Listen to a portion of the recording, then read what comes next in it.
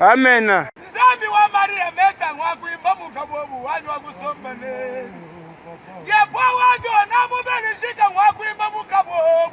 Sanga no mawitisha video jinda jilwani ku television mwanto anyime. Yepo wani kibwa bwanu bwani bwana ngolo kuliba. Anu bwachi samba cheba chibiga gogo wakwambira byanda nito. Munishi waji tunga ya konza. Mbote baneko balandi ya cstv.rdc.com balandi ya émission Évangile selon moto na moto esika bozwami esengo mingi komona bino pona kolanda émission surtout mama na ngai la patronne Angèle Mbui esika wapi azali na cadre ya misala femme courageuse aza kolanda émission yo butu moi e mama Lino motema ya papa Lino mama Irene Kalombo na kati ya Biarritz baza ko sepela na émission kitoko sans oublier maman Julie Wangaja place azali sponsor officiel ya CSTV bazali kolanda émission banisa moto na moto epai wapi to yambaka bande ko na nzela ya singa epai bazwami pona ko pesa message o bazana na kati émission pour to baka ke awa ezali évangile selon moto na moto mais mikolo ezali évangile selon Congo ndenga to mesana ko loba to pesa ka mutu nyonso nzela oza mutu ya lamuka oye okoleka oza mutu ya PPP soki ya nini oye okoleka mezala makasi ya ko répondre na ba question na biso alors yango wana na nzela ya singa to susu encore une fois Douabino Molobeli Kenzo Mukendi membre simple ya IDPS UK bazali ko kanela pe bango on arrivé à président ya Congo que bango bato ya IDPS bako beta bango serike ici ya deuxième fois bien on a match retour to ebité bako suka wapi na yeto komeka ko beta masolo o ya édition na pour le spécial évangile chapitre o ya ofungola biso yimo muto ko biso yango ayele biso ni mbote ndeko Kenzo Mukendi Mbote maître Dona grand maître Dona mon lebelia peuple congolais Zangaïme Kenzo Mukendi membre simple de l'UDPS Angleterre. La président Angaï na Pesimbote, président Félix Tshisekedi, président Congo, le chef de l'État élu de la République démocratique du Congo. Merci beaucoup Kenzo Mukendi. Tozo Kena Lombango, Toyoki. En tout cas, il y a liboso na ko féliciter le président Félix Antoine Tshilombo Tshisekedi. Oyo abani comme mabiso nzela penza démocratie na notre comité mais to bani ko kende vers la démocratie. On a encore bandeko ya ngambo musuba robaka Congo a démocratisé. Vraiment malobana bango et que juste parce que Congo comme ko za démocratiser malembe. Ce qui na lobi bongo ezali na tina parce que to mona ki bandeko mingi to bundi na poto to zali ko banga ko kende kin, leo to ko kende kin, kasho ya nere za lisusu te na pesi mbote na koko madera leki na biso. Oya banga yo kende Kinshasa mais la kata Kinshasa tene sengo lobi que réalité za mususu na Kinshasa maître Dona par rapport au bazo ko sabiso na ba radio abagisi par rapport au bazo ko sabiso na kulutu na biso no rengwanda lelo kulutu no rengwanda tanga Kabila zaki jamais koleka na ba chaîne na Kinshasa mais là comme leka bravo na Félix Antoine Tshilombo Tshisekedi wazali lokola mwana na ye asali lelo ke lelo ya zo courage banda koleka na radio to na télévision na ba chaîne ya Kinshasa tanga Kabila to tikala komona ba yamba jamais na chaîne moko ya YouTube jamais na chaîne moko ya radio mais avec Antoine Tshilombo Tshisekedi ba yambi alors bandeko tozoleka koyamba ndeko Kenzo Mukendi mutuna ya liboso tokotikela loba ndenga lingi soki kozala tokotuna soki ezate tokena soki ya émission ndeko Kenzo Mukendi olandaki ndeko na biso papa na biso kulutu na biso Honoré Ngwanda bayambi eza mbala liboso te depuis président Félix akomi na pouvoir akomi koleka na ba chaîne ya Kinshasa tala démocratie bazokanga pe chaîne yango te eza kotambola aleki na CCTV na yebi te soki olandaki ye but ya chapitre ofungola biso lelo yango wana totikelo maloba nini yoyokaki est-ce que alobaki malamu pona mboka to alobaki malamu te est-ce que alobaki malamu pona mokonzi ya mboka ya sika to alobaki malamu te totikelo maloba bandeko baza kolanda yo. Merci beaucoup Molobelia peuple congolais maître Dona na occasion pe singai na occasion pe sa ba congolais pour te ya ba congolais to sokola intox manipulation na ba mensonge oyo ba bruti apareko bazali ko sopa na kati ya diaspora. Mais maître de la motuno tuningai ya solo lelo na ye ko baka okuruzi na ye ko panza na ye ko bwaka na faux sceptique Honoré Ngbanda le Terminator l'illettré le moboutiste Honoré Ngbanda le menteur. Mais l'hyposo maître de la permettre ngai quand notre lobaki la fois passée tout ça la moi liloba muki na émission et les gars qui précédente na loba moi liloba la bato ba sali ki biso ba commentaire na sepeli mingi na ba commentaire ya ndeko moko ba bengi King Emile oyo na sepeli na commentaire na ye asali alobi que a sepeli kozala taliban alobi il est content d'être talibanisé na sepeli na expression wana ya sika na pesi pe longo na bandeko oyo ba pesi biso mbote o ba sali ba commentaire ya malamu Claire Mbouyi na pesi pe nani Monique Kadiombo mbote na pesi pe nani Mandefu Libulu oyo akomi Taliban forever na pesi pe longo na ndeko na ngai Anthony waza na Angleterre awa Anthony le grand moutete là pesi nga conseil alobi ke misala Félix et le Calibert ebele na maloba mais ndeko moko na kati pe kaka a répondre ye ndeko moko pigeon a répondre à alobi ke non batika Kenzo Mukendi a établir vérité historique pour na kati ya diaspora tozala ba semi lettré belé ba illettré ba tondi ba yebi histoire ya mboka na biso te photo te ya congolais histoire surtout ya époque ya Mobutu ndeko mususu oyo aza ya Brazzaville ndeko Masengo ya lobi na ngai que ezalaki analyse kitoko te mais et puis asepelaka beaucoup plus na ndeko moko babengaka Zebla Congo mais na koyebisa ndeko Masengo oyo ya Brazzaville que émission oyo nga nazosala oyo chez Maître Dona oyo nazosala lelo oyo ezali analyse te nazosala recadrage bandeko bazoya kotia division na kati ya bakongolais bazoya kotia tribalisme na kati ya bakongolais pour congolais apanzana biso toye ko établir la vérité na ko recadrer bango évidemment à travers la recadrage wana il y a certaines notions oyo tozali ko rectifier ce qui yozo mona ngote mitali yo olobi na ngai ko préférer ba analyse ya Zebla Congo mais na kosenga na yo otune na ngai Zebla Congo wana ozoloba ya mibenga résistant ya mibenga aloba ke pays a occupé alobi que jamais ba organisera ba élection sous un pays occupé na ba paya mais par quelle logique wana ezali conviction ya Zebla Congo par quelle logique Zebla Congo wana a soutenu Martin Fayulu na élection par quelle logique aloba que Martin Fayulu a président élu a expliqué biso ango nazo zela pe Zebla Congo wana soki moyen ezali aya na débat na chez Maître Dona awa tout ça la débat ngana ye il se dit résistant n'a ko démontrer que la résistance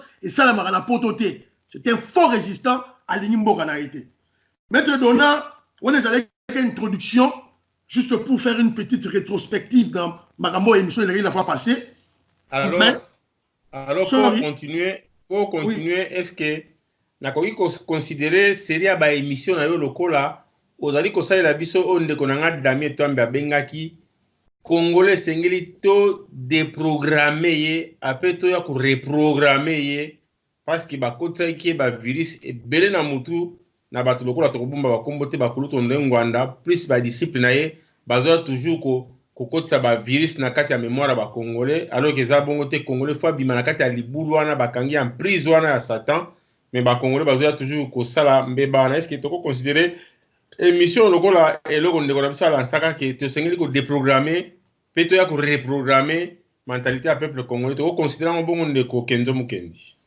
tout à fait absolument totalement Maître Dona c'est ça le terme approprié ndeko wana aluki terme moko approprié ko reprogrammer le mental le cerveau du peuple congolais Maître Dona yebaka que dictateur soko na mboka eloko liboso asalaka kopanza enseignement kopanza éducation Mobutu tanga azwi pouvoir na ye en 65 4 ans après en 1969 abandi koboma éducation abandi koboma université donc lieko a raison il faut tout reprogrammer congolais puisque la Pareco mouvement oyo ya Pareco na honoré Ngbanda oyo zo kobenga papa ozo pese respect nazo kamone ozo pesa un assassin un voleur ozo pese respect na ebité maître dona pourquoi il faut pesa respect mutuana honoré Ngbanda congolais oyo alingi mboka na ye le congolais qui est nationaliste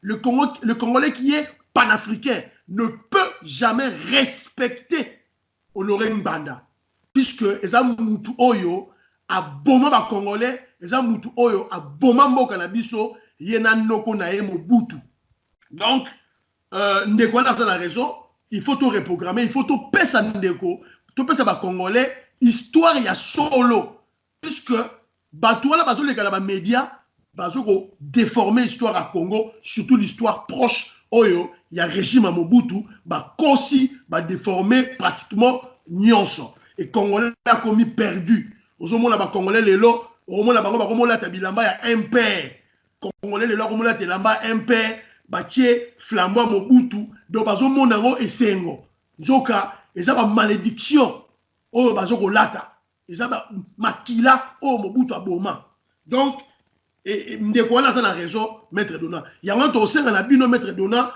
à travers chaîne na yo CSTV oyo eza na audience makasi maître Dona o permettre biso membre à UDPS neti ngai to le kaka très souvent to pesaka ba message wana pour congolais afungwama pour yo na audience ya makasi tandis que bandeko mususu o ba congolais bango baye pour la diviser pour tia division entre nous les congolais comme ma haine contre le Muluba comme ma le tribalisme comme ma la haine contre la famille Tshisekedi pour baser la conviction politique bazali na idéologie à tamoroté donc au monde na bango maître na bango chef na bango ezali le terminator Honoré Ngbanda ole na kozongisa ye na place oya sengeli ezali faux sceptique akokota na faux sceptique lelo sima tokozwaye tomemi na plus perdu ba o bayebi makambo nazo koloba bayebi yango en matière de construction Honoré Ngbanda za mutu il faut totia ye na faux sceptique sima tozwi tobwaki na plus perdu alors na koloba mingi lelo pourquoi puisque na nanaki émission moko oyo le terminateur assassin le féticheur le voleur Honoré Ngbanda asalaki na chaîne moko ya télévision na Congo na Kinshasa auto bengi CSTV oyo ezali ya le mangeur de pygmées Jean-Pierre Bemba vous allez comprendre pourquoi ça ali émission kuna donc Jean-Pierre Bemba pe a continué agenda wana ya ko détruire le peuple congolais na kati ya Kinshasa et nous serons là pour na ko recadrer tout pe sa ba na Congo vérité la vérité absolue alors pour la côte à la vif du sujet, il y a l'élo. Tout bête dans le solo. D'abord, on a le banane, batu nini. Pour honorer Ngwana, ça n'a pas de disciple naïe. Ça n'a pas de disciple naïe. Entre au beaucoup plus parmi les anciens moboutistes. Bato basala mobutu kala.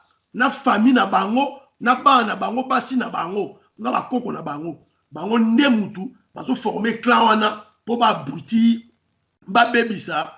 Moral ya peuple congolais et beaucoup bango à partir na mouvement na bango babenga Pareco un mouvement que moi j'appelle qui regroupe que des abrutis des illettrés des gens qui n'ont aucune conception moko o evandi sur la valeur humaine sur l'objectivité base makambo na bango ezaka mensonge manipulation mensonge intoxication mensonge et manipulation.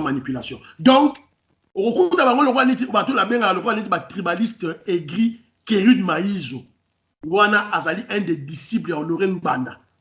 Au moment où on a Patrick Mbeko, le bourrique, on est comme on a commentaire naïe, a ebisingaï, monsieur Capella Maurice, Maurice Alubinanga, comment yoko benga Patrick Mbeko, Bourrique, oui.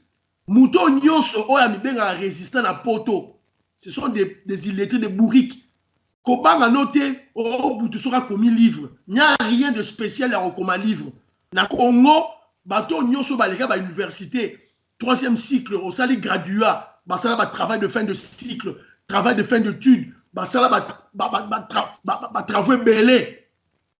Comment va livre bazali comment livre la spécialité et puis ba livre là comment et ça va plagiat il raconte des histoires ba masapo il n'y a rien de profond oyo peuple a retenir neti tangu ba 13 parlementaires oyo ba format UDPS ba comment qui lettre de 52 pages oyo la fameuse lettre de 13 parlementaires ou on est une histoire à Congo et ça aura 52 pages mais tanga yango pour comprendre que et puis quand on a circonstance et ça qui va comment on a la valeur et la grandeur il y a document wana il y a livre wana donc les lots n'a ko baka na course basa ba te belé excusez-moi maître Dona bazana Patrick Mbeko le Bourrique bazana mutumo ba bengaka Gino Will oyo nidité na eza sur le net à États-Unis bazana mutumususu balia ngando le Bourrique le tonneau vide bazali na le singe Bokechu. Le singe Bokechu, oh azali na Bruxelles, on a d'autres maquillés, le piaka, bazali et belé, bazape na ba journaliste na bango, il y a le Kuta, bazape na ba, on a bossani Odombo, le PD, le VW, Odombo, na Bokechu pe VW. Donc, ce sont des aventuriers, ils passent sur le net, bazo ko sa congolais. Alors, pour la banda, il faut d'abord tout circoncis, tout yeba qui est Honoré Ngbanda. Honoré Ngbanda, alors peut ça bon histoire na munene na yebi ko kota ngo mingi azane kaka ni lettré en général. Pour ba tumso ba kanta katanga, Congolais a commis Honoré Ngbanda savant. Non. Ndeko Kenzo. Alors Kenzo. Oui. Est-ce que ko meka koyeb sa peuple congolais tant ozo ba mutu lettré, oza ko finga eto oza ko qualifier. Maître Dona ezali ko finga te. Pour ma finga ya illettré zali. Ma finga illettré eza soki ba un illettré soko bengi zoba. No fingi. Mais un illettré za mutu oyo atangi na été. Atangi te. Akeke la si normalité. Assimiler le romorote. Ndeto benga mutu ana illettré. Ezali qualificatif ya mutu atangi te. Mais pas honoré. Papa Honoré Ngbanda tangi quand même à ça il va servir sa renseignement alors ba pe français kitoko alors ba pe français kitoko à ça il ba misali belé na tango mbutu pour accéder na ba poste ya zaki na mfoza quand même tanga classe ndeko azala rapé je crois attaché à ambassade na éviter comment ko benga illettré siko illettré est-ce que vous comparez yena Bokechu alors les années moko mais la bazaka ndenge moko. La seule différence, c'est ça, Nini. Au moins, on aurait une bande, ça, bateau, benga, autodidacte. Autodidacte, ça, moutou, oyo, akoye, makambu, tant, azo, sala, moussala. Maître Dona, poste, oyo, on aurait une bande, occupa, ya minene, na kacha, Zaï. Ce n'est pas puisqu'il était plus intelligent, ou il était plus instruit. C'est puisqu'il était un bandi. Ndeko, ya Mobutu. C'est tout. Et il n'était pas le seul. Au coup, t'as armée. Ba général oyo yebaka ba général Ndimbi ba général Baramoto oyo yebaka ya makasi wana c'était des faux généraux ba sala ba académie militaire te ba académie oyo batangaka comme général le commandement militaire et le moroté ce sont des gens oyo oromona ba ba université Honoré Ngbanda c'est vrai à l'école ba université mais ils étaient là pour la sécurité de leur oncle Mobutu. Maître Dona, c'est ça la vérité historique. Mais comment expliquer? Il faut que tout le monde clair, hein, parce que le peuple congolais a tout fait pour baya ko tout ali bakute. Comment expliquer mutalagi université to ko benga illettré? Est-ce que c'est symbole la biso pour comprendre bien avant tout les canons? Parce que tout illettré dans muto la tangité, c'est comme dans les mots illettré tout le monde a lettré na kadi. Lettré dans muto a tangi tout ça mais il est pas tangi le bi kazaki na université. C'est-à-dire à Tangi, mais comment les lois font comme il est très? Maître Dona, ce sont des gens, alors qu'il y a une université, Maître Dona, Victor Mobutu a eu pouvoir. A remarqué que pouvoir n'a pas kima à travers le mouvement des étudiants. On est allé bah, circonstances à l'époque, tant Mobutu a pouvoir. À mon avis que milieu universitaire, milieu estudiantin, et kokiko, ça, le soulèvement, bah, étudiant, bah, tomber sa batou, et puis, pouvoir en aller PKI. Alors, il fallait qu'on contrôle le milieu enseignement. Il y avait un Mobutu, à côté de l'université. Ils étaient là juste pour assurer la sécurité. Évidemment, au moment où on a un auditoire, au moment où on a un campus, tout et tout là. Mais ils n'ont rien assimilé, Maître Dona. La preuve. Donc, Bazalaki, Mouchard alors. Évidemment, Mouchard, figurant, Maître Dona. La preuve, Ezali, un intellectuel, Moutoussora Tangi, au monde dans la misala na ye. Hier a occupé qui chef de service de sécurité à Mobutu. Qu'est-ce qu'il a apporté au Congo? Qu'est-ce qu'il a mis? Il a perdu le pouvoir. La fait justifie les moyens. Il y a un adage qui dit la fait justifie les moyens. Il y a Jacques chef de sécurité. Il y a maître Dona. Mais il fallait normalement à ça la sécurité. À ça la honte pourquoi? La sécurité, il faut d'abord prévoir.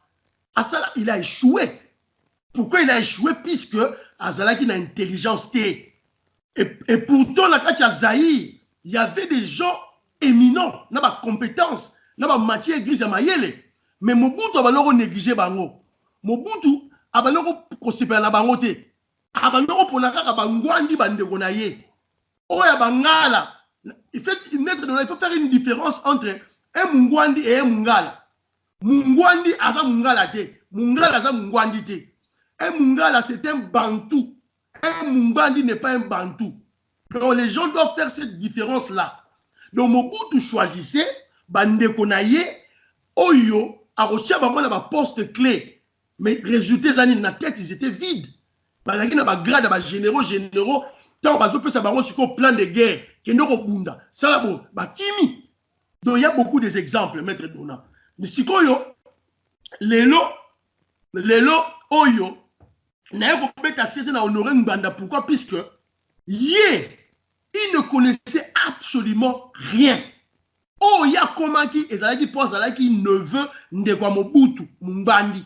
C'est tout. Il n'était pas le seul. Basé Belé, général Ndimbi, général Baramoto, général Newala Likolo. Mais attention, Ezaki n'a généraux Bangala, oh, Bazaki Makasi, n'est pas général Luki, n'est pas général Mayele. On est vrai généraux, vrai commandant, oh, tanga makasi, musala bitumba.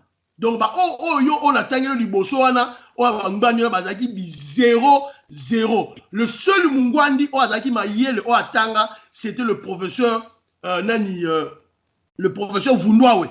Lui-même, il le disait, hein, même Vundoawe, il est étudiant dans la faculté de droit. Je suis le seul mungwandi qui atanga.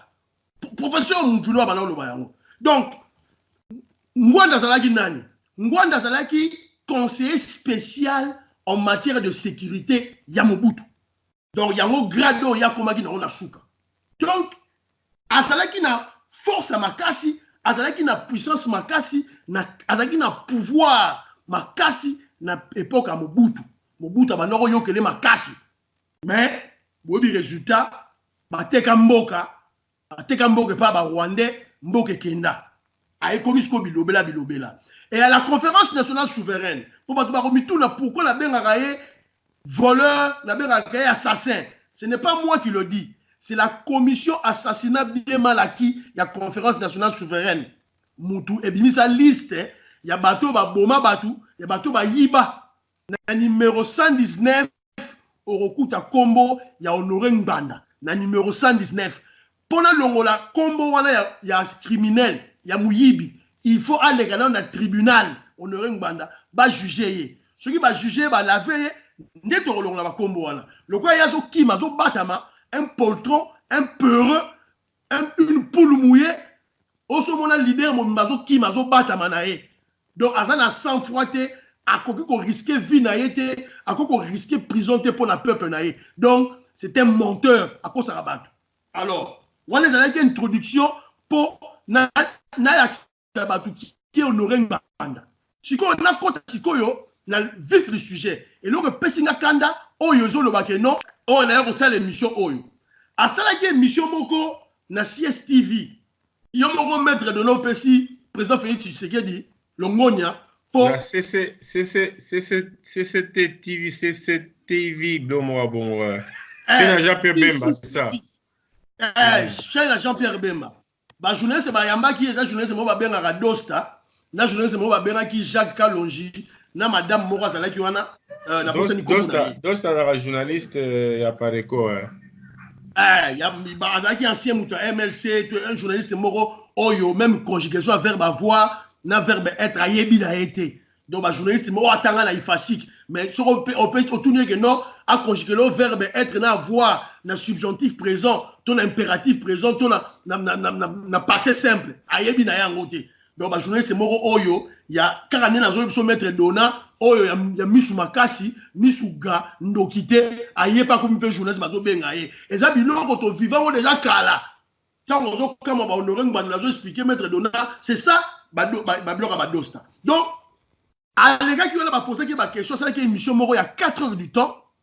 mais ngala la salle kaka moi résumé déjà na 1 heure du temps oya ko mona na kati ya émission na ye le kuta la kati des mensonges des contradictions des intoxications et des manipulations il y a makasi il y a outrance na ba paradoxe azolo ba likamusu su kotoyo à quelques minutes a changé na ye on a intellectuel à ndenge nini on a un homme instruit à ndenge nini kaka yo lobi likamusu su sikoyo quelques minutes après on changé na yo maître dona mais l'émission mobimana j'étais surpris avec sur masola la résistance cité masola ba noko beta résistance abeti yangote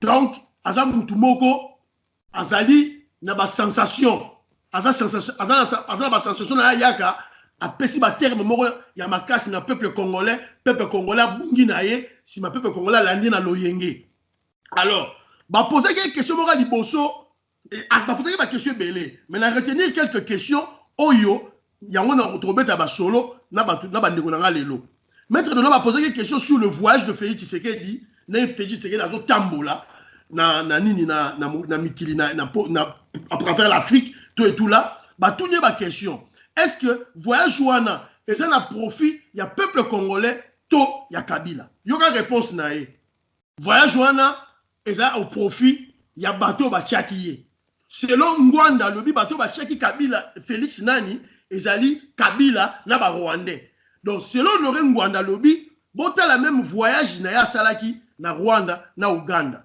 donc ba voyage on se fait Tshisekedi ya sali ake États-Unis ake Angola ake Brazzaville ake atamboli Afrique mobimbana Honoré Ngwanda ya kangine kaka voyage à Félix Tshisekedi na Uganda na Rwanda donc selon yé le roi Félix Tshisekedi a kendaki Rwanda na Uganda cela veut dire que ba maître na ye bato ba tchakiye ezali Kagame na Kabila donc bango de ba tchakiye première question donc on comprend na zo pesa ba biloko non na po comprendre que na kati ya même émission kaka na kati ya émission wana il se contredit yemoko mais na kati ya émission kaka yemoko wana ba poser ki ba question na lo ba pena likambo yango yemoko Honoré Ngwanda ka Mobutu to pouvoir Honoré Ngwanda akendaka mission na Uganda avant yemoko azolo ba na émission na ye avant na Museveni le président de l'Ouganda c'était un Rwandais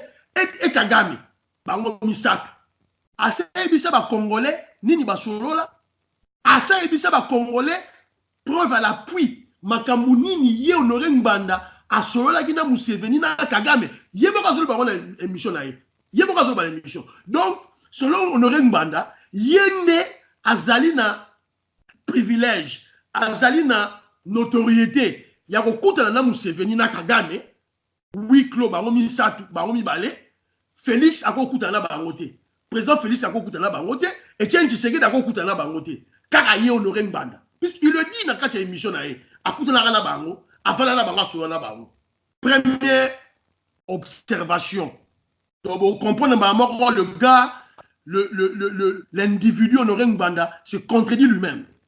Deuxième observation, à toute une question, le président Félix Tshisekedi a promis qu'il va tout que à redéplacer la campagne électorale à redéplacer l'état-major à l'est.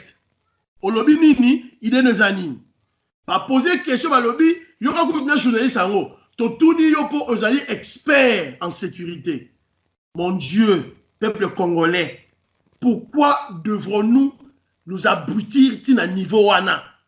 Comment beaucoup benga mutu expert en sécurité, Oyo a échoué. Oyo, Mobutu a perdu le pouvoir. Il ne savait pas anticiper les événements. Il ne savait pas anticiper les actions. Ma perte de pouvoir, Mobutu a longé. Avec toutes les richesses que Congo a dans le minéraux dans le Congo. Donc, on ne pouvait pas penser que NDP va faire des minéraux, tout va garder le pouvoir dans le Congo. Et les journalistes ont rappelé sonité, il y a un expert en sécurité. Oh, ça va formation en Israël, formation il y a Manzanza, il y a Fufuna Kwanga. Alors, tu vas poser une question à Zoloba, ils ont le kuta, abandonné ça va théorie le kuta pour impressionner Congolais. Oh voilà à la sécurité, nenatanga la Israël, ceux qui nini na état-major moko bozana na top, bozali na espion, état-major non se koueri. Mais l'état-major na bino ya Mobutu. Yebisanga si vous n'avez pas de top, yo n'aurez banda. Mobutu en 1960, il avait un directeur du cabinet tout rwandais, Bisengimana Rwema. Sur ta logique, oh le biwana.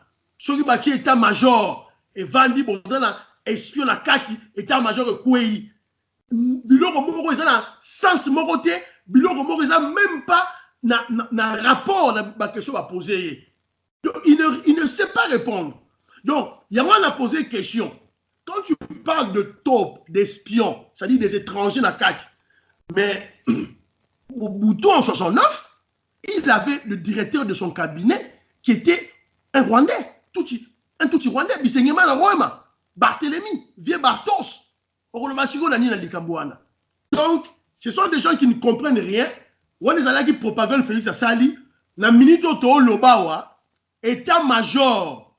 Il y a biso, il y a forces armées, c'est à l'est. La minute au Lobawa, et Zali na est, na Beni, à Loba la minute awa. Donc, Félix Tshisekedi est président de la République, à 5 ans, il y a mandat na yé. Bon, c'est dans 5 ans, ceux qui accueillent qu'on va dans la est, c'est un président de la République, avant que nous vendions la place Wana, nous sommes la sécurité, il faut salement. C'est pour ça qu'il y a un ratissage. L'armée est contrôlée, secteur Wana Mobimba. Le président peut aller. Déjà, il y a un risque, le président au Kende. Il y a un élément de pratique simple. Tout même, à quelle classe tu as à comprendre. Vous avez n'importe quoi. Alors, on a deuxième question. Troisième question, Batouni Terminator Honoré Ngbanda, le criminel.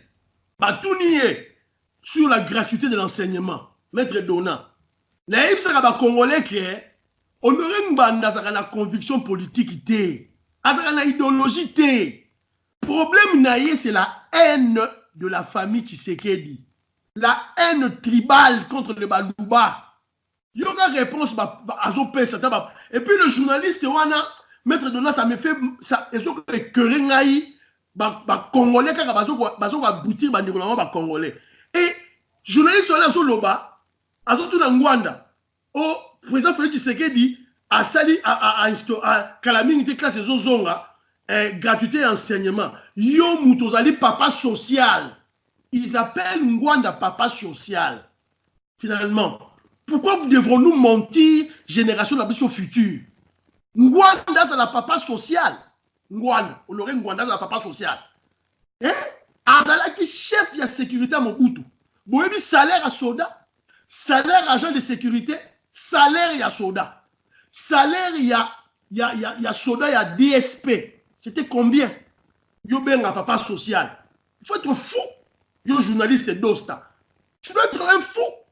Ngwanda n'a rien à foutre avec le social. Il volait son argent.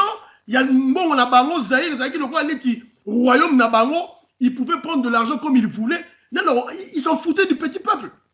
Alors, poser une question sur la gratuité de l'enseignement. Maman Nangaye, Maître Dona. allez ekosalema te Chilombo akozwa mbongo wapi akosala grade d'enseignement mbongo ekowuta wapi. La même chose oyo ayaki koyebisa bacongolais que bokomona Joseph Kabila a opposé candidature akokoma président mboka sikoyo tosuki wapi.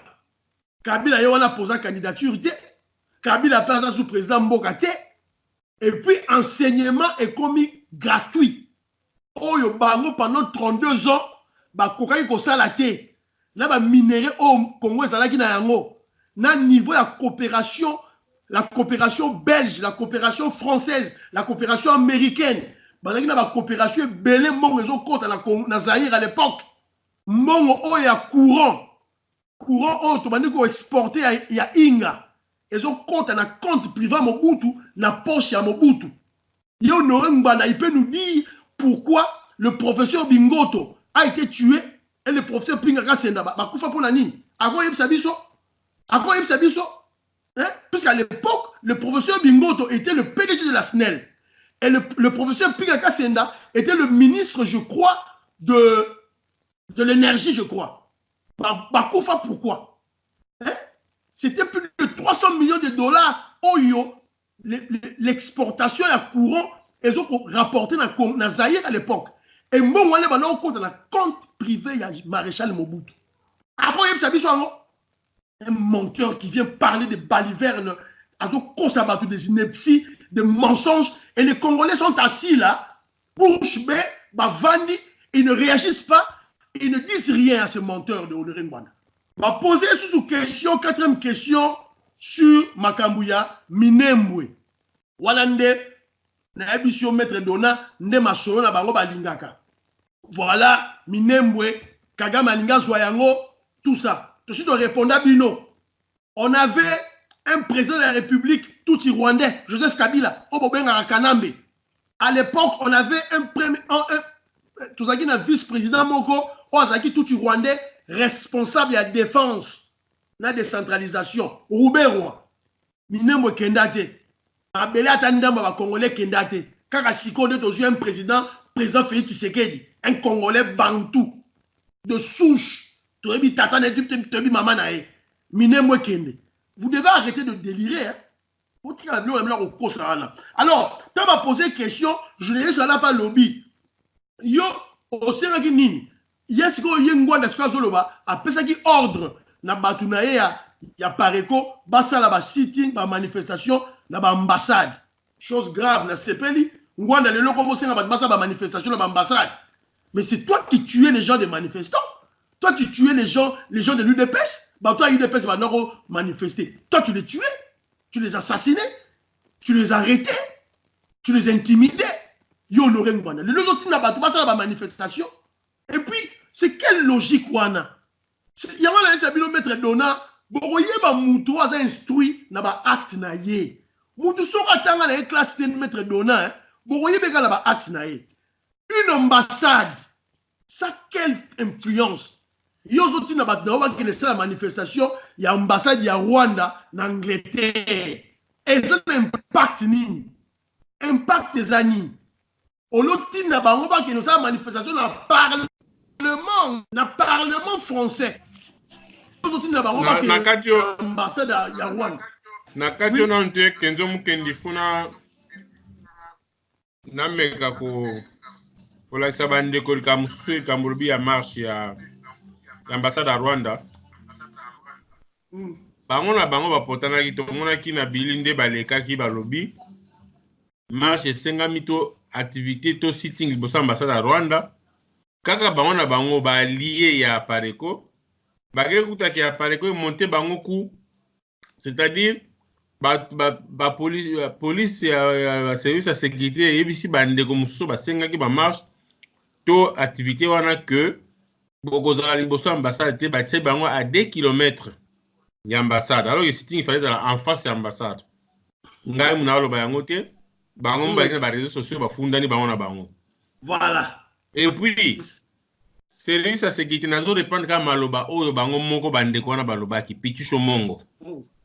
Alobi ya ko tolérer bloko na te bango na rasta na bango bazaka na ye. Balobi ke Apareko a joué bango jeu Bango ba écouter na bango na 13h, bango nzo kande bango ba kende na tongo. Et puis bandima yi sitting esala na tongo.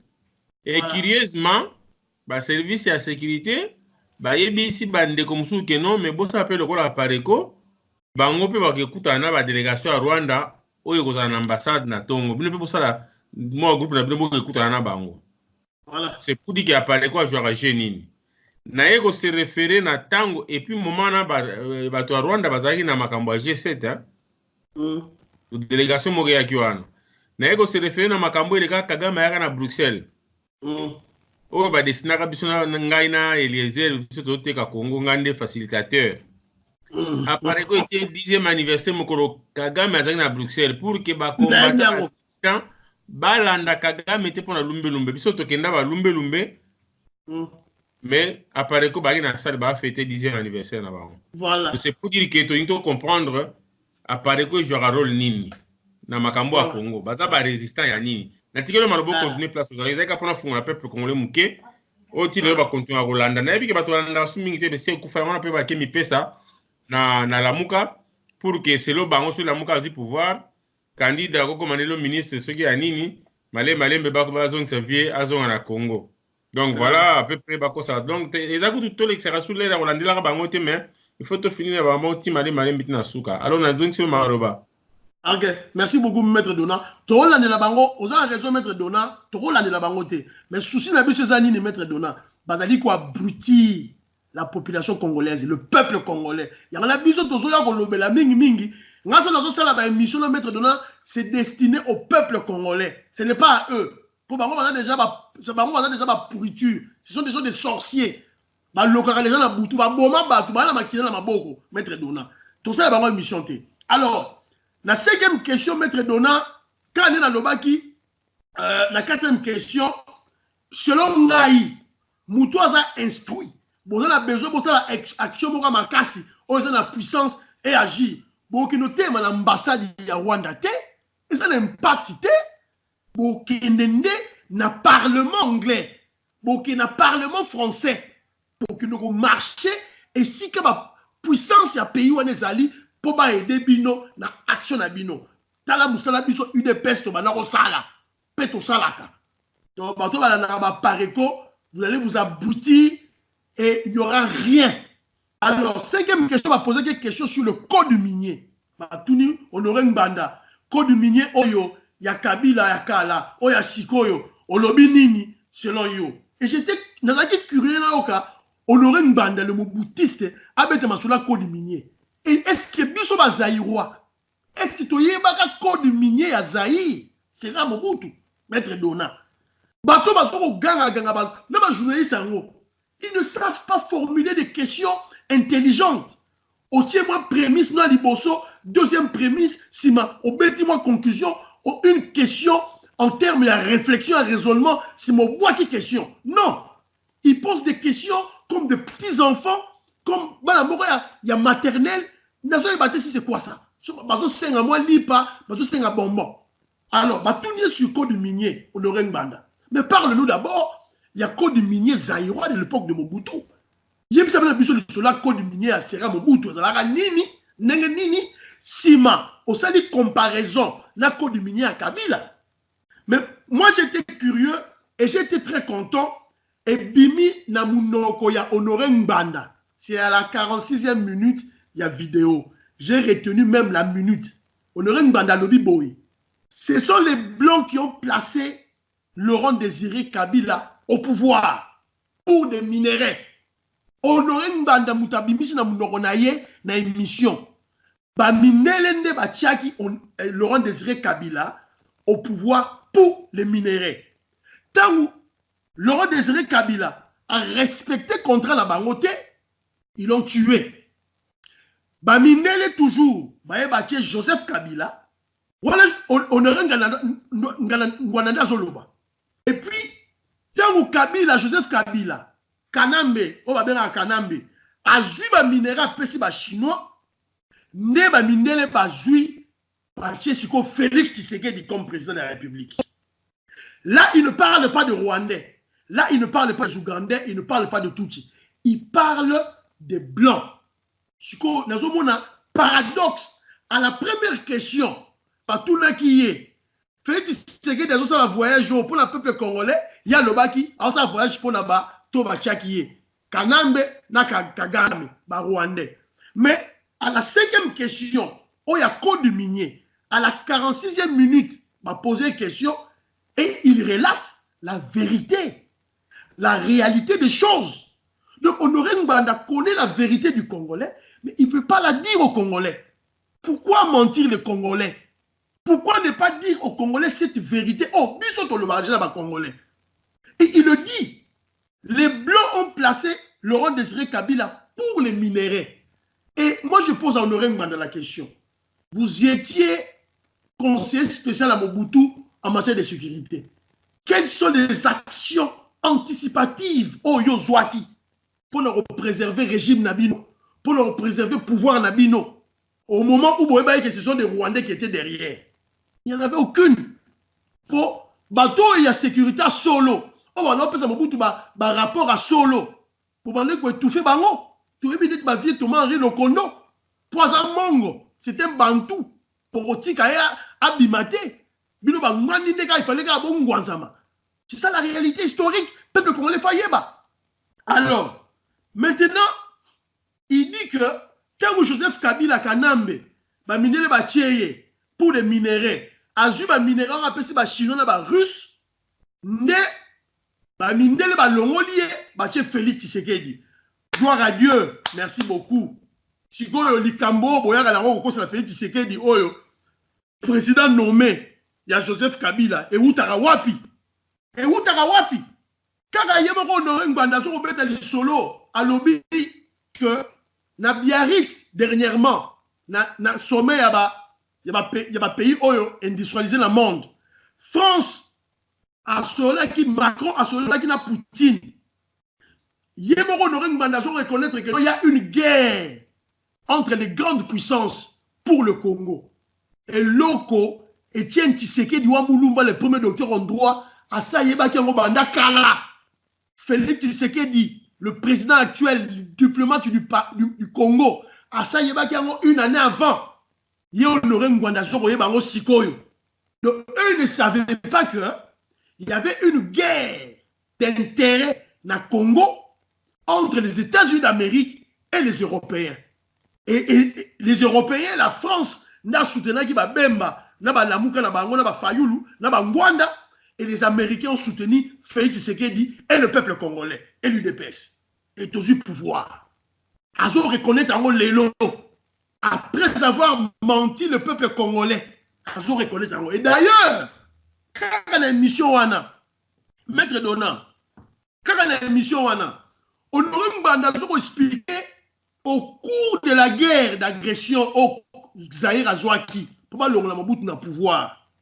Il y a une occupation rwandaise dans le Congo. C'est-à-dire que le Rwandais occupe le Congo. C'est-à-dire que Kagame Moutou a Mobutu dans le pouvoir. Mais aujourd'hui, Congolais, bon la vidéo, Honoré Ngbanda a expliqué du Kamboa solo. Lui-même, Honoré Ngbanda dit ceci. Toujours dans le cadre de contact, il y a diplomatie, pour qui conseiller spécial, il y a Mobutu. À Kenaki, en Afrique du Sud, pour Asolola, le président Mandela, à Koutana, Naba Rwandais, Naba Ougandais, Oyo, selon la réalité, Oyo, on a mis sous des bateaux attaquer Zaïre, Mobutu. Quand il s'en va là-bas, à côté de la salle, à Moni Rwandais Moroté, à Moni Ougandais Moroté, à Moni Américain, il y a l'administration Bill Clinton. Il y a beaucoup de choses. Babiloko Oyo Kenjo Mukenji, membre simple à UDPS, à Lobarabanda Kala. N'explique à Congolais. Moutou alongola Mobutu na pouvoir et à Rwandais te, Kagame te, Museveni te, ce sont des Américains. Par utiliser Rwanda comme base arrière, Ouganda comme base arrière. Le pillage des minéraux na biso, ce sont des Occidentaux qui le font. Ce sont les Occidentaux, Bamindele Moutou Bazali responsables, il y a génocide, il y a 8 millions de morts des Congolais. Évidemment, ils ont utilisé les Rwandais et les Ougandais et certains Zaïrois, certains Congolais. C'est ça la réalité. Rwanda a été Kosabatu, a été dévié Congolais sur la réalité, il y a solo. Pour Congolais, il y a des gens qui ont des gens au Rwandais, Ougandais. C'est ça la stratégie des Blancs. Mundele tangazo ça la traite de noirs. Tangazo teka motomoindo na Amerika. À cause de la nan. À cause de la arabe. Alors te, les abisoté, les arabes nde ba kanga noir, bazo pesa biso. Or c'était faux. C'est ça la stratégie des Blancs. Oh bango ba salaka sur le terrain, il faut pas créer une stratégie d'information pour dévier attention à Congo. Il y a peuple wana. Je vais vous donner un deuxième exemple. Tangu ba mindele, ba anglais, ba français, na ba américain, ba ngaki ba longola Kadhafi au pouvoir. Ba créer boyoka ki wana boye le printemps arabe. Ba créer ba désordre na Tunisie, na Égypte, ya Lukuta. Objectif na bango c'était quoi? Bakboma Kadhafi. C'est comme ça qu'ils font. Et pour le cas du Congo, ils pillaient le Congo, ils tuaient le Congo, ils tuaient les Congolais. Et pour dévier l'attention des Congolais, par créer une stratégie, par créer Zouamoutou, où ils allaient facilement manipulable. On aurait une bande. Il y a une logique, il y a occupation rwandaise. Pour Congolais comprendre de naïté. Tant que c'est une occupation rwandaise, Boutou, Midi, Pongo, Tongo, pourquoi Congolais, on comprend l'été. Quand je parle de Mundé, je parle des Américains, des Anglais, des Français, des Belges. Il y a un rapport, il y a ONU, depuis 2004, et ça l'Internet, les 85 multinationales, ils ont fait la guerre dans le Congo. Ce sont les sociétés, il y a des Israéliens, des Français, des Américains, des Anglais, des Sud-Africains. Et ça, alors, Rwanda avait comme objectif, il y a de dérouter l'attention des Congolais, vraie cible. C'est ça l'objectif. Il y a le Kuta, il y a résistant, il y a occupation rwandaise, le Kuta. Et il le dit. Alors, tant qu'il y a côté na salle où on a dit solo, on a dit bêta. À côté na salle, à quel Kuta na ba américain. Il dit on a dit oh. Mais on a dit Kuta na ba rwandais, na ba ougandais ba attaquer biso. Mais n'est pas américain boye. Ba américain ba bino biso neto attaquer yo. Yebisa Mobutu ke soki alobi makambo alani makambo tozoloba na été dans 2 semaines Kisangani va tomber, dans 3 semaines Guadeloupe va tomber, dans 2 semaines Lubumbashi va tomber. On ne reconnaît pas tazo beta lisolo wana ba américain bazo yebisa ye. Donc il était au courant. Malin qu'il est azo ba ni na émission oh akenda yebisa Mobutu menteur, tu mens. On aurait le kuta au kosi. Tu ne disais pas Mobutu la vérité. Tu ne disais pas Mobutu la vérité. La vidéo sur le bas, voilà, ngai, laissez Mobutu vérité, bah américain, bah niba longola yo. Tu mens. On a le kuta yo n'aurait pas la seule personne parmi le clan, il y a famille Mobutu, parmi le clan Mbandi, où a eu Mobutu vérité, c'est le fils à Mobutu, Konga Mobutu, qui a été tué en 1995. C'est pas Tata Naye, Mobutu. Yengbanda. Na ba livre, on va commencer à Patrick Mbeko. Patrick Mbeko a tout na été. Na ba livre na bango. Patrick Mbeko le bourrique. Yoko tout na ngwanda te. Aye bisabino di solo. Ndenge nini Konga Mobutu akufa. To yeba pe. Mbeko Kenzo, minute zo kende. Ceux qui ont moi ba musetika qui a développé, to comment pousse en vers la fin. Bon, on a souvent et le moko Yasuka, dernière question ma poser qui est, on les a résumé, ma poser qui est sur Félix Tshisekedi Akenda qui na réunion je crois à Sadek à Sengaki, c'était une stratégie diplomatique sur une coalition régionale. On aurait une bande bando c'est qu'à présent Félix Tshisekedi. Oazo Sekaye, mais Yemoro n'aurait une bande zoloba, c'est pas important puisque les pays là ont parlé de la stratégie commune d'État. Mais les deux termes, coalition régionale et stratégie commune d'État, pour ce problème, il y a insécurité à l'Est. Mais c'est la même chose. Il y a que non, Honoré Mbanda, il a des déficits. Il y a des déficits mentaux. Il y a déficit, il y a réflexion, il y a compréhension des choses.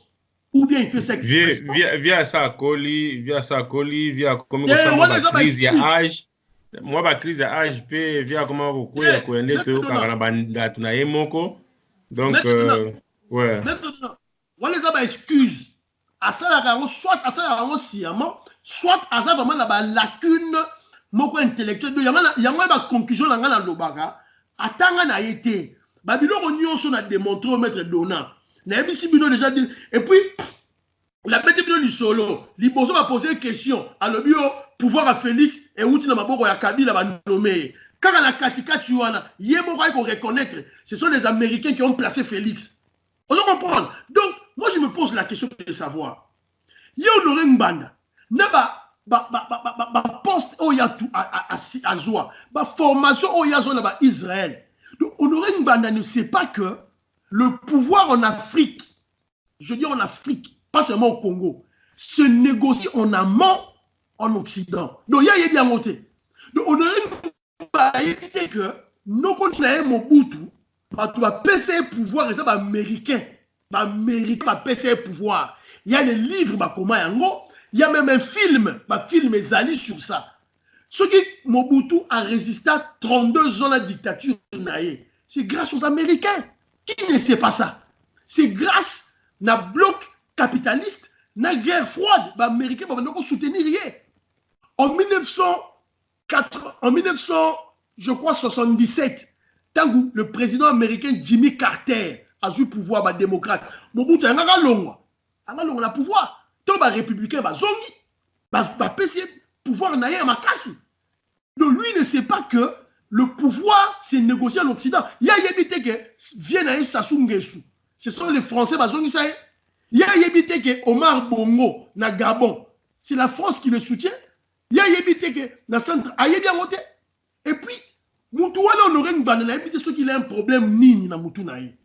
Azo le bapé, oh, biso, tolingi les soutien, oyo, pouvoir et outana, na mindele, batia Moutou. Pouvoir ou t'es pas mindele bacha mutu mais Honoré Mbanda tu es un fou kaka yo morozo lobake non balongola Mobutu na Zaïre pona conflit ba wela ba minerai yango balongola Mobutu et puis puisqu'ils étaient puissants pendant la force ba ebe balongoli Mobutu dis-moi Honoré Mbanda nano Honoré Mbanda totika nanu ba blague tozonga nanu batu toi Honoré Mbanda tu es face à un Moutoumoro a un andakunayo puissant, à un mandoki, à un mongo.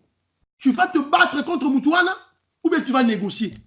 Mon frère, tout ça comme tout ça on va battre. L'Arabie Saoudite, Saddam Hussein, Kadhafi, Bongsa Bamboka na bango. Ce sont des Occidentaux qui ont le pouvoir. Mais Bongsa Bamboka na bango. Donc moi je ne comprends pas logique aux anango. Aujourd'hui, on a abrutir le Congolais na makasi. On peut libérer de l'autre Afrique, oui, mais isolément, le Congo ne saura pas se libérer seul. Il faut l'Afrique, les pays africains, base à la bloc, ne pas se libérer. Mais avant tout, il faut que nous ayons une stabilité dans la carte de Bamboka na biso. Ce qui est stabilité dans la carte de Bamboka na biso, instruit, on peut faire face à l'homme blanc. Mais tout ça, on ne produit rien. Même aspirine n'a pas, il faut de sommer à l'extérieur. Ton n'a pas, il faut de sommer à l'extérieur.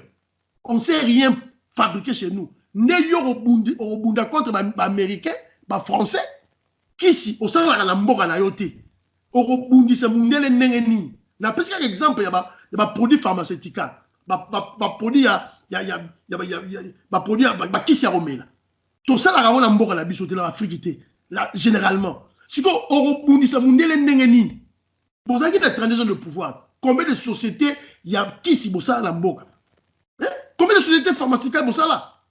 Donc, Moutouana, je vous dis, Congolais à l'Andakaye, il délire. Alors, Nasuka, quand on lui pose, il y a ma coalition régionale, il y a un peu cet exemple, il y a Nenge Bazalaka Kalamobutu. Il dit ceci. D'ailleurs, Bissot Mobutu, vous avez la stratégie.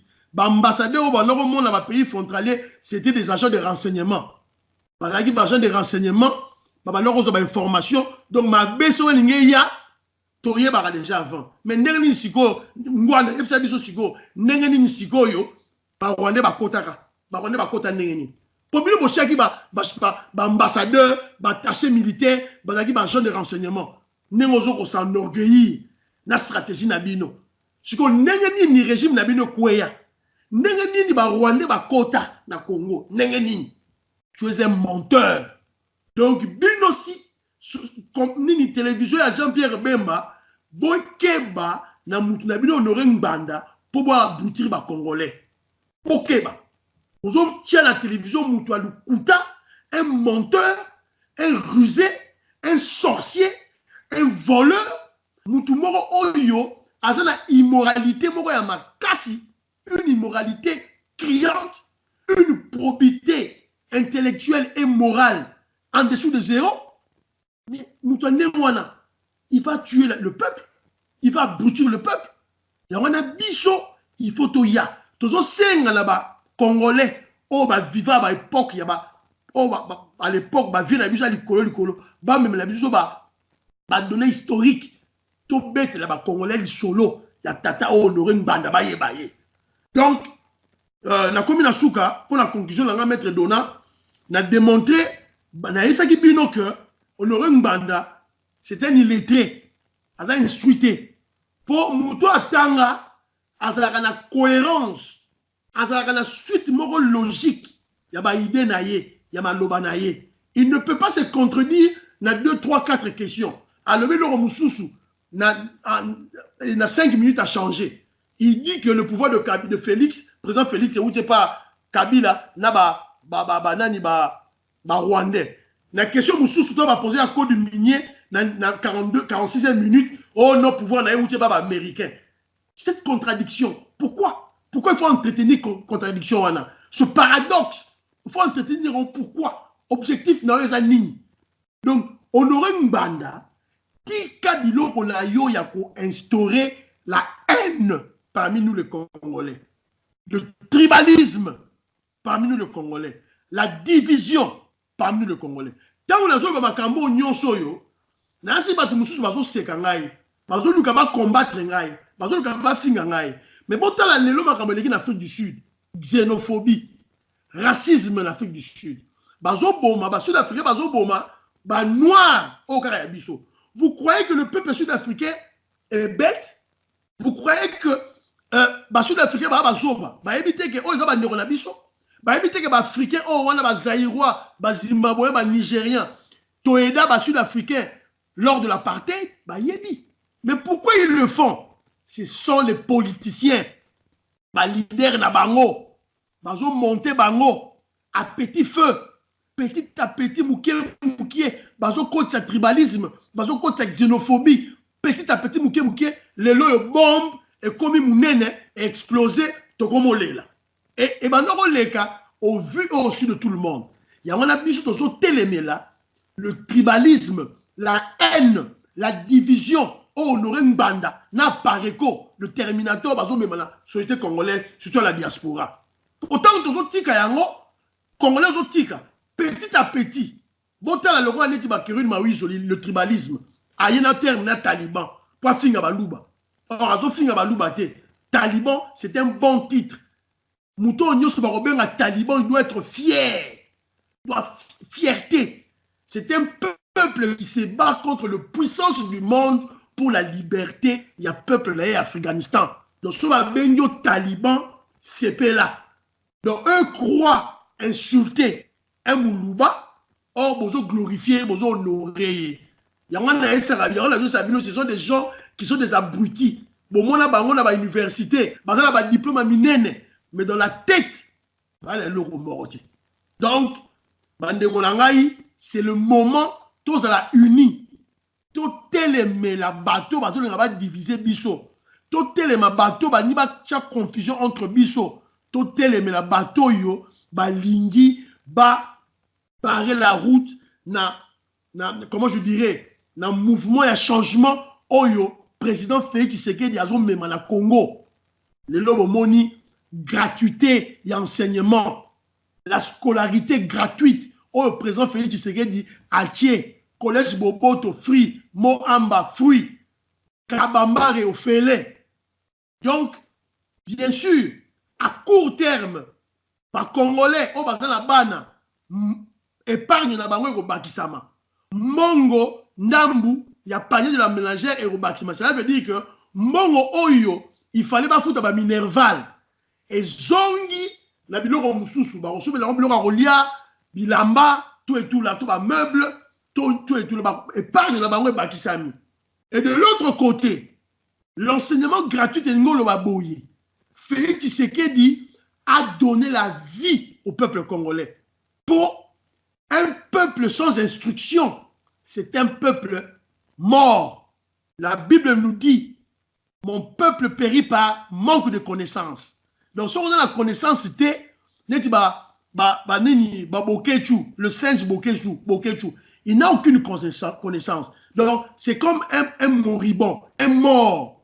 Azotambo la makoufa, un mombolo, et l'aura vide. Donc, Azalé lui au côté. Or, la connaissance, c'est ce qui donne la vie. Dans les études, il y a on appelle ça la vie, bon moto. Bunda pour libérer Congo, pour libérer Afrique. Mais Mundele a gagné biso wat, a gagné biso na cerveau, na mayele. Il faut nous restaurer le mental, l'intellect congolais. C'est pas donner des facilitations à l'instruction. Or, le meilleur moyen de faciliter l'enseignement, c'est donner la gratuité à l'enseignement.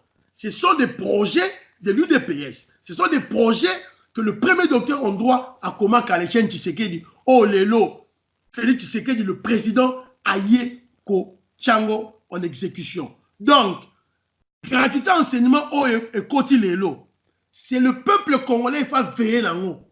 Il faut veiller là-haut. Donc, il faut changer les sous-soutés. Donc, il faut émata. Nous allons dans la première primaire, la secondaire, après, graduellement, et que ça, de comment tina humanité. Donc, Kenzo, en tout cas, oui. Tu peux sur 30 secondes. Ok, merci beaucoup. Et recueillir vraiment. Ok, merci beaucoup, maître de l'heure.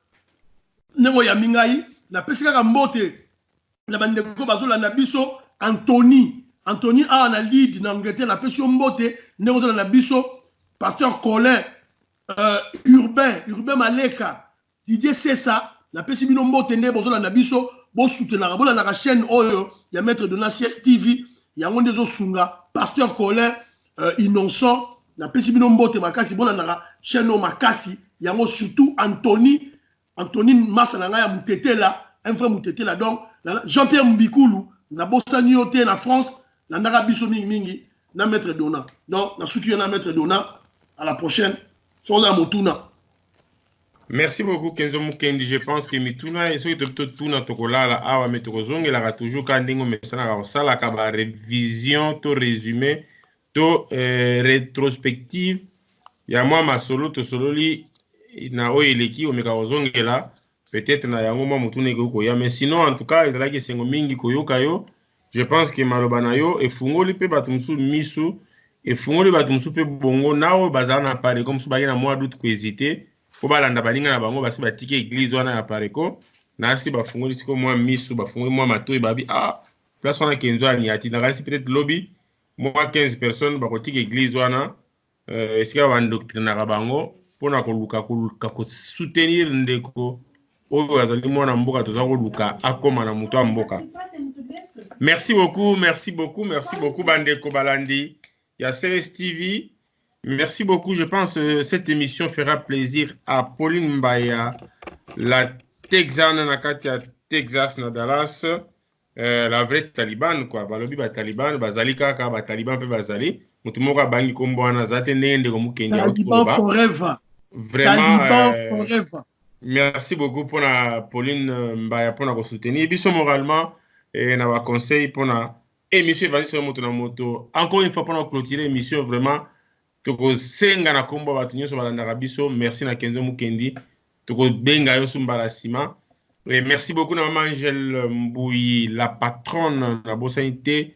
Maman Nabiso Angèle na Virginia na Washington.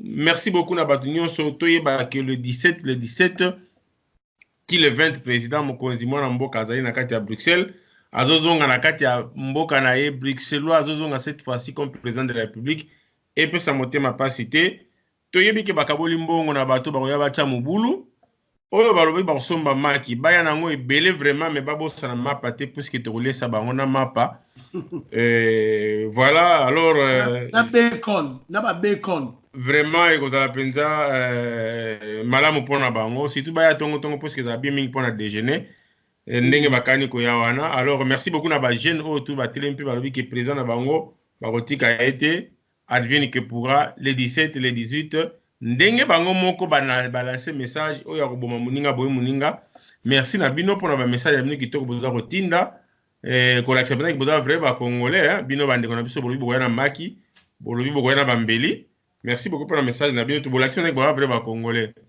parce que so boyaki bacongolais te bonga boza na souci ya mabele ya congo mais naye komona ke baétranger nde baa na souci ya congo ke bacongolais bango moko alors voilà rendez-vous ezaka mokolo wana 2000 personnes site ya ambassade ekangami moye bato bakomisaya te mais bato baza kolinga koya naza na bacoup de fil soki na bina exagéré na koloba ata ba 10 000 presque oyo bazobenga toyebi te Bruxelles mokolo wana ezala ya koyinda tokoyeba place tokosuka vraiment ezalaki plaisir mingi encore une fois merci beaucoup Kenzo Mukendi et quant à moi qu'est-ce que ça vous dit c'est pas au revoir et à la prochaine ciao ciao ciao ciao ciao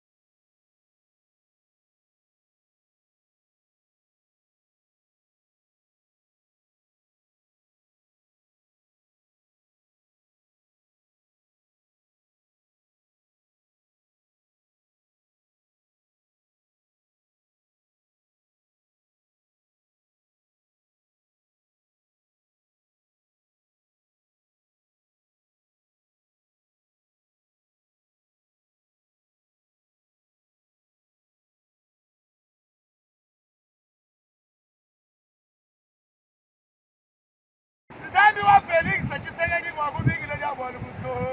Amen. Nzambi wa Maria Meta kwa kuimba mukabobu wanywa kusombane.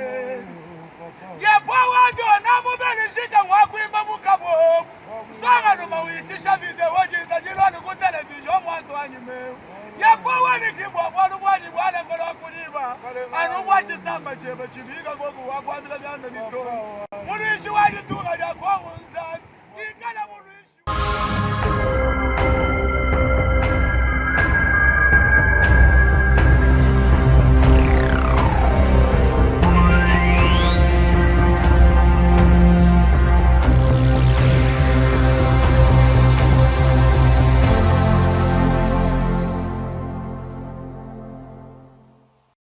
Jump.